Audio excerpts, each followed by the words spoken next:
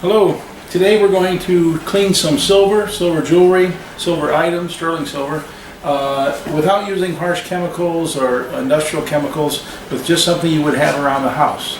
We took some aluminum foil and we lined our bowl here with aluminum foil, and I'm going to place tarnished jewelry. This is a chain, heavily tarnished, in there.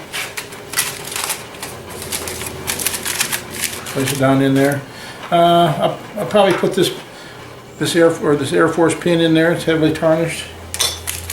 Then I'll get some water, very hot water. Okay, so we got the water's plenty hot, as you can see. Pour in the hot water.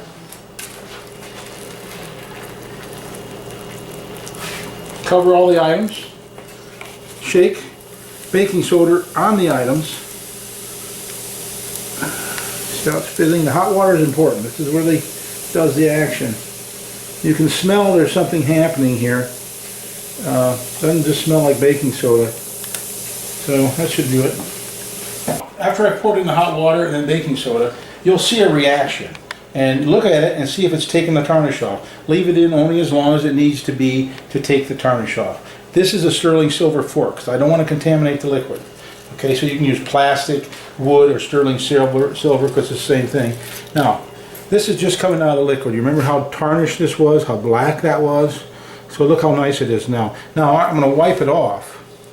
I'm going to wipe it off with you could use a t-shirt, you could use whatever you want. Of course, I'm going to use one of our polishing cloths, but this has nothing in it. It's just a polishing cloth. And takes off whatever dirt's laying on the surface, residual. Look at that. Without any harsh chemicals, without anything. I mean, it brought it right back to a wearable condition. Now let's look at the service metal in here. Now this was even heavier tarnish. Now if you notice, it took a lot of the stuff off. Let's dry it off. But it was just totally black.